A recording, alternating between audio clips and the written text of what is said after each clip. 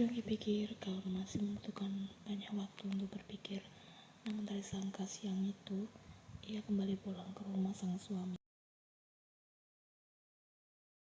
"Siapa yang memintamu kembali?" seru Unji dengan dalikan tajam bahkan ketika kawan baru saja menginjakkan kaki di ruang tamu. "Tentu saja suamiku, dia memohon agar aku kembali," balas kawan dengan santai, seakan tak termakna ruang intimidasi yang Unji lakukan. "Lancar sekali, kau dan Yonggi akan segera bercerai, jadi tak perlu repot-repot kembali ke rumah. Siapa bilang kami sudah sepakat untuk berbaikan dan kembali mencintai satu sama lain?" "Tidak mungkin, gadis yang dicintai adalah Karin," balas Unji masih dengan not leher.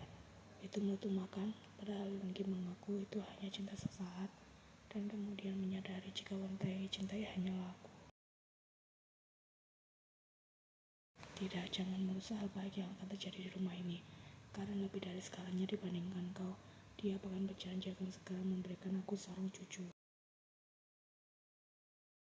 Kawan menghela nafas kemudian duduk di sofa ruang tamu. "Masalah cucu, siapa yang mengizinkanmu? Duduk di sana, cepat angkat kaki dari rumahku.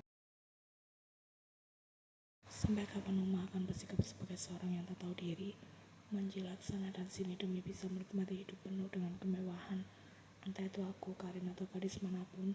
Jika mereka sudah tahu sifat asli Uma, sikap mereka juga tak akan jauh denganku yang kehilangan rasa hormat pada Uma." "Apa yang kau katakan?" Unji semakin meradang. "Aku hanya berkata terus terang, aku amat tidak takut terkena karma atas perbuatan buruk Uma selama ini." Kawan belum percaya adanya karma karena ia sendiri telah mengalaminya. "Kau bicara tentang karma seolah-olah kau manusia paling suci di dunia ini saja." "Jelas Unji." "Sudahlah," balas kawan yang kemudian beranjak dari sofa. "Aku datang hanya untuk berganti pakaian dan pergi karena atasanku akan segera datang menjemput." Kawan berjalan meninggalkan ruang tamu dan naik ke lantai atas menuju kamarnya. Beberapa saat kemudian gadis itu kembali keluar dengan mengenakan pakaian berbeda. "Aku akan kembali nanti malam. Selama aku pergi, aku harap Uma baik-baik saja di rumah. Pamit kawan." "Jangan sama khawatirkanku, kau hanyalah gadis bermuka dua yang pandai bersandiwara hingga mempengaruhi Yonggi." "Ya terserahlah, intinya aku akan kembali," balas kawan sebelum benar-benar meninggalkan rumah. Unji bisa melihat gadis itu memasuki sebuah mobil mewah yang dikendarai oleh lelaki parubaya.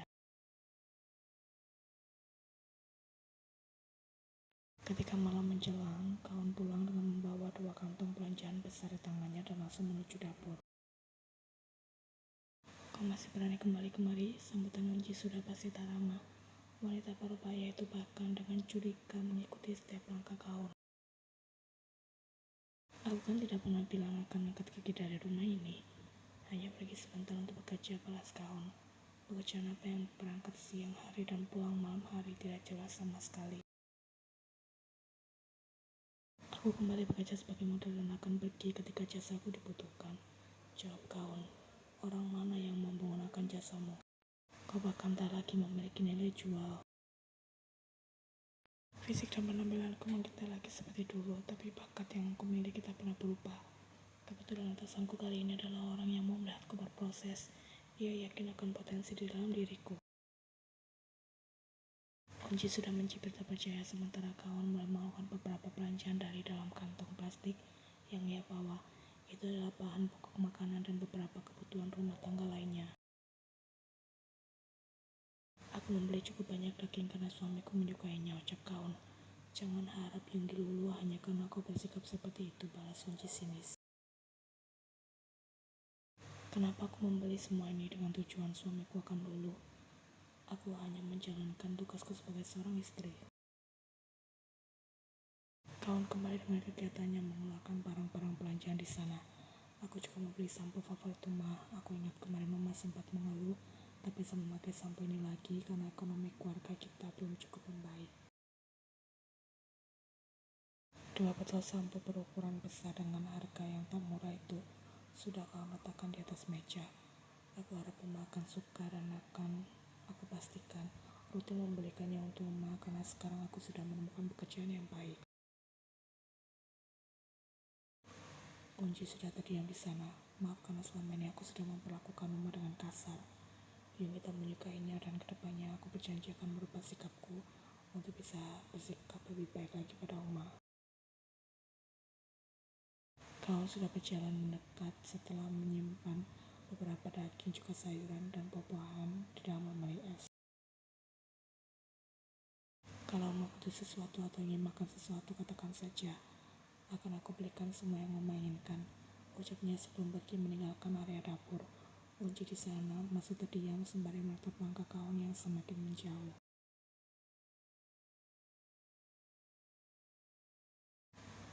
Kenapa kau tak mengabariku akan kembali pulang di rumah tadi siang? Saat sudah masuk dalam kamar dan memeriksa ponselnya, kawan baru menyadari jika Yonggi beberapa kali mencoba untuk menghubunginya dan mengirimkan beberapa pesan teks. Baru saja kawan ingin balik menghubungi suaminya itu, tapi ternyata Yonggi menelponnya terlebih dahulu. Aku juga mengambil keputusan ini secara mendadak. Uma tidak bicara macam-macam padamu kan? Kalaupun iya, jangan terlalu didengarkan. Kalau kau tertahan, kau bisa pulang kembali ke rumah orang tuamu dan aku akan menjemputmu untuk pulang bersama setelah aku kembali dari tugas.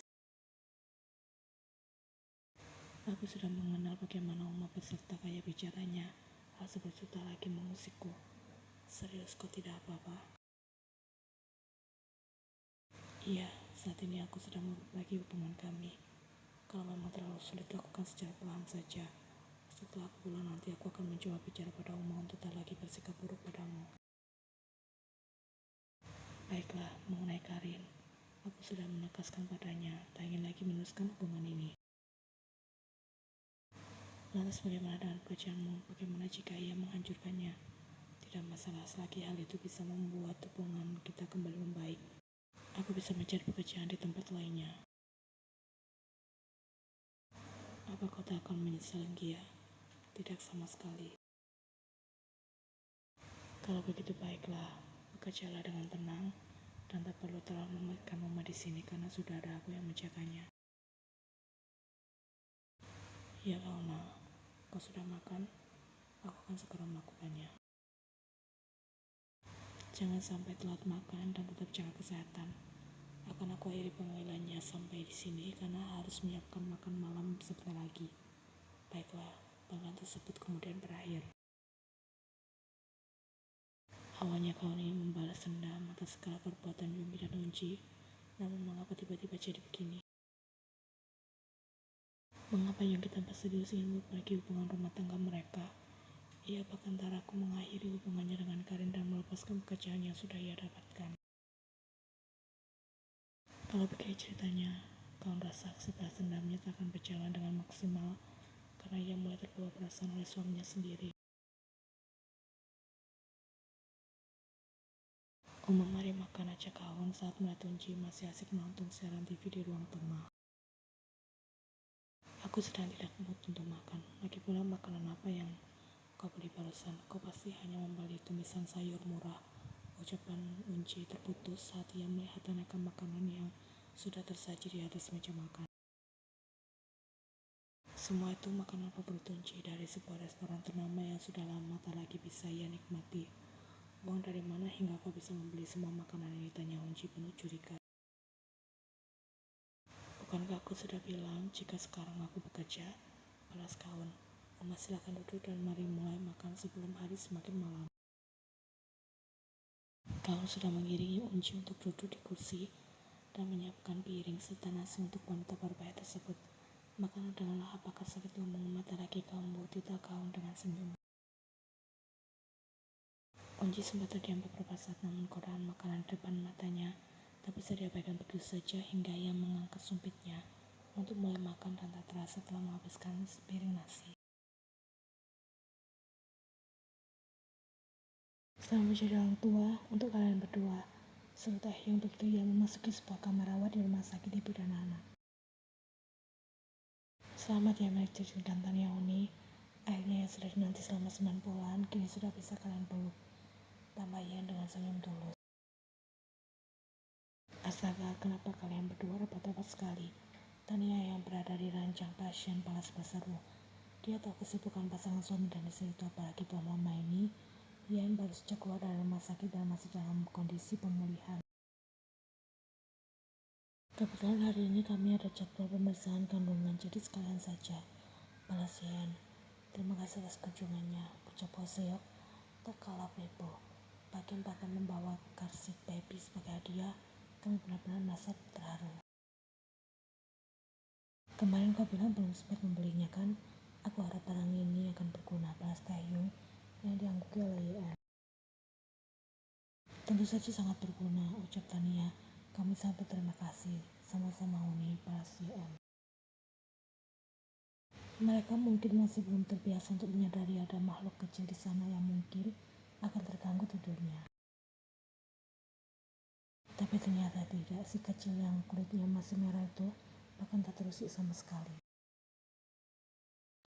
Dia sudah terbiasa mendengar suara keras apa dan namanya sejak dalam kandungan. Jelas Tania ketika ia meminta agar mereka bisa sedikit tenang. Benar Najung, semakin keras semakin nyenyak pula tidur si kecil. Tambah Hoseok akan tak masuk akal. Anak kalian unik ya, mirip dengan kedua orang tuanya, asal Taehyung. Iya Bakim, balas Hoseok tak menyangkal hal itu. Ia nggak bisa berhenti menatap si kecil di sana. Skalanya terlihat cantik, imut dan mengemaskan. Bahkan gerakan kecilnya juga suara si kecil hasilkan ketika menggeliat pelan sukses moti yang terpana. Kamu mencoba untuk menggendongnya, Tania tiba-tiba menawarkan. Tidak, aku belum terbiasa dan mungkin akan membuat si kecil merasa tak nyaman telah Ian takut-takut. Tidak apa-apa Nyonya Chung, kami bisa mengajarimu satu Seok. Tidak perlu manajer Chung, aku sudah cukup puas hanya dengan melihatnya. Lebih baik begini karena Ian merasa ia masih sangat kaku dalam urusan menggendong bayi. Pak Hyun saja bagaimana? Kali Hoseok bicara pada Taehyung. Taehyung sudah menggeleng cepat di sana. Aku takut membuat anak kalian salah urat. Kalau begitu tunggu saja sampai anak kalian lahir nanti. Baru kemudian belajar secara perlahan, ucap Tania. Benar Pak Kim, awalnya saya juga tak yakin bisa menggendongnya, tapi lama-lama terbiasa juga. Para sosial salah mengatakan banyak hal baru yang bisa dipelajari setelah memiliki seorang anak. Meskipun bukan pertama kali, tapi aku telah saja merasa takjub melihat rubah bayi yang semengelilingi gunung Taehyung dan Yeon. Sebenarnya anak kami tidak mungil Pak Kim. Dia bahkan lahir dengan berat hampir 4 kg, jelas sosial. Serius Chung Yeon, jagalah asupan makananmu. Selama masa kehamilan agar berat badan calonmu tetap terjaga hingga tak membuat temannya hampir mati saat mengeluarkannya, ucap Tania memberikan nasihat. Kau lihat aku hingga saat ini masih belum bisa turun dari ranjang karena mendapatkan banyak jahitan. Lanjutnya membuat Ian dan Taehyung bergidik ngeri. Istriku, kau sudah melakukan yang terbaik. Aku berjanji akan selalu mengingat pengorbananmu ketika melakukan kita di dunia ini. Hoseok sudah memeluk Tania di sana dengan kedua mata yang tak berkaca-kaca. Jangan berani berselingkuh dariku. Kalau tidak, aku akan potong burungmu. Balasannya dengan nada biasa saja, namun susu semua Taehyung bergidik ngeri untuk kedua kalinya. Kalau saja sifatku mirip dengan Tania unik, pasti sudah lama pakai dengan burung. Kalau Yeon semakin membuat Taehyung merasa resah. Sayang, bukankah aku sudah berulang kali meminta maaf padamu? Bahkan hingga saat ini aku masih melakukan penebusan dosa dengan mengucapnya setiap malam, balas Taehyung. Masih tersisa 7 bulan lagi, apapun masih sanggup untuk melakukannya. Tania menikmati rat ketakutan sang suami. Aku bahkan tak masalah jika kita harus melakukannya hingga menjadi kakek dan nenek kelak. Jawaban Taehyung agak berlebihan, tapi Ian tak mempermasalahkan hal tersebut. Setelah memiliki anak, aku jadi menghati-hati dari pengorbanan orang tua. Aku sudah mencoba untuk menghubungi ibuku untuk meminta maaf, tapi beliau tak menanggapinya. Ucap Tania yang kini sudah mulai di sana. Hoseok sudah memberikan pelukan untuk sang istri. Hubungan Tania dengan kedua orang tuanya memang memburuk sejak terjadinya perceraian. Kemarin gadis itu bersikap seolah-olah tak lagi membutuhkan kedua orang tuanya, tapi kini ia merasa menyesal. Mungkin ibu masih memiliki kesibukan, beliau pasti akan datang untuk menjemput cucunya. Hibur Hoseok yang memahami kondisi mental dan fisik sang istri yang menjadi agak berantakan sejak melahirkan. Apapun itu, Taehyung dan Eunhara berharap Tania bisa segera pulih dan kembali ceria seperti sedia kala.